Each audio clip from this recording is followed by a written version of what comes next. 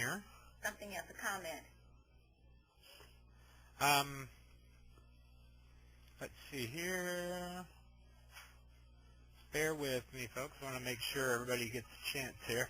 Oh, Leslie Murphy. Let's see here. She's asking, does anyone use this for non-partner agencies that receive funding through their campaign? We do. And yep, that answer is yes. Yes, Leslie. We do have funding to, whether it's an annual allocation or a small grant, they have to provide us with that information.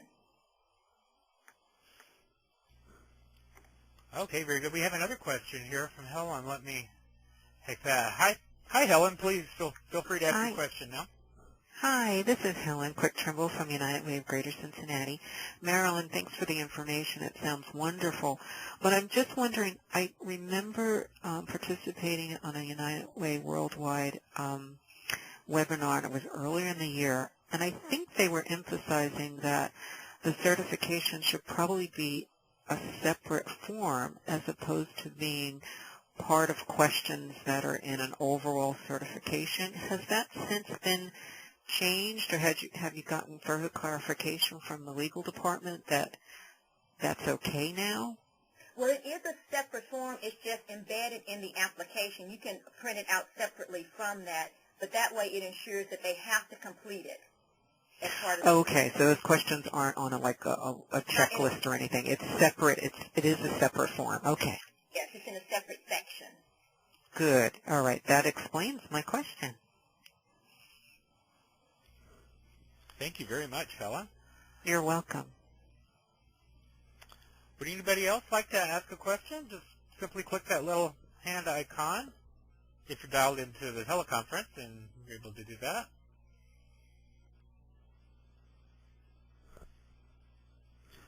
Okay, well, I think we'll move along here. Thank you so much, Marilyn. We really appreciate it, and we'll see if we have some more questions at the end here. Okay. Next, I want to introduce Tammy Collins. Tammy's the Executive Vice President of Community Impact for the United Way of Central Georgia and Macon, Georgia. And see here, let me just move right along. Whoops, excuse me. There we go. And it's ready for you now, Tammy. Thanks. Thank you, Don. Thanks for this opportunity, and I just wanted to say to the group as well, I have a whole page of notes from the discussion by Stan and Marilyn, and so I really appreciate the opportunity to be a presenter here, but also an opportunity to participate in this discussion. You'll see in my presentation that the three of us have a lot of similar efforts or similar elements to what we put together, but we also have some different approaches, which you'll have the opportunity to see. I did my first investment. I released that in October of 2009, and that investment was a proposal for funding. I have 37 agencies and 58 programs involved in my investments.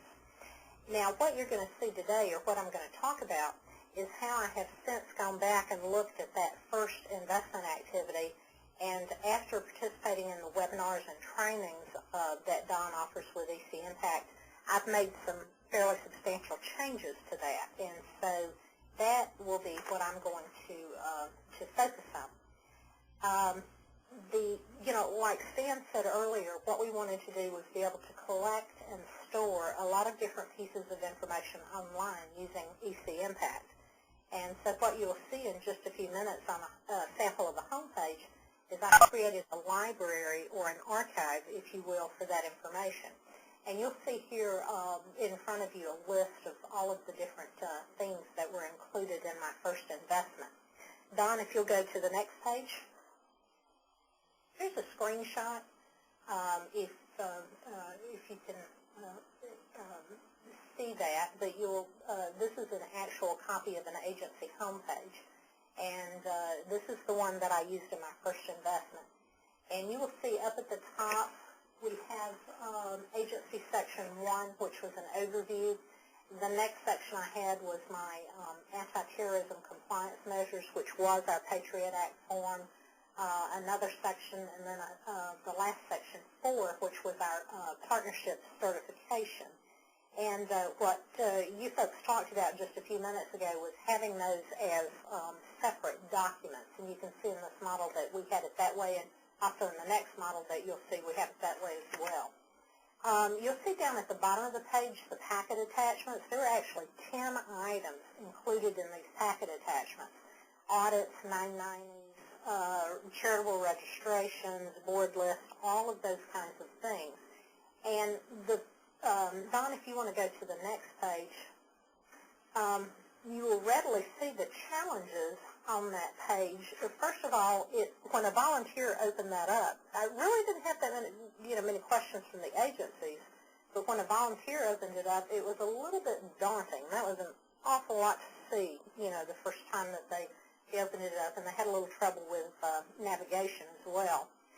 The other thing that we found that the volunteers tended to do was they tended to use the export the entire application button to print things out, and therefore they got copies of a lot of different documents that they really did not need. The other challenge that we faced is our agencies have different deadlines for submitting audits and 990s. And in this particular model, they could only submit those one time, and that was at the time of the application. And of course, as has been mentioned earlier, there was a lot of paper involved earlier on in the notebook systems and those kinds of things. Those things are no longer needed under this current model. We can go to the next page. Let me talk a little bit about the new design that we're using, some of the benefits of it. It allows the agencies to file online and on time, reduces the amount of paper, and again, the thing that we're finding of most interest to everybody is how the information is packaged. And if you'll go to the next page, you'll be able to see a sample of that. If you look on the left, you'll see, when I mentioned earlier that I've created kind of a library or an archive for information, on the left-hand side you will see there's the first archive is where they can file their audit review or compilation. This is the first year we've used that, so it will be for the year end 09 or 08. Next year we will add a link where they can put 2010 or 09. You'll see there's a different link for the certification form, a different link for the 990, and the list goes on all the way to down at the bottom, because this is alphabetically. The USA Patriot Act is down at the bottom. If you'll go to the next screenshot, please. Oh, I see here. I just want to mention one thing, Tammy, and I noticed that you have the Patriot Act separated, and I think that I just thought of that because I believe Tammy mentioned before it might need to be, you might want to do it separately from your online application. So that's nice that you have that. Mm-hmm. Now, if you'll remember what the old screenshot looks like that a volunteer would be looking at, and you see the new screenshot, you'll see that there's a lot less information here on this opening page. At the top, it's just the basic agency overview information, and then the packet attachments are limited to basically the financial statement relative to this particular year. And then, if you go over on the left, the volunteer can then access the different archives that if they want to look at the audit, they can go over here and look at the audit, the 990, whatever they want to look at. So from the old saying, presentation is 90% of the game, and perception is 90% of the game. And that's what I'm finding here. The perception is that there's a whole lot less information to look at. The reality is it's not less information, it's just organized differently.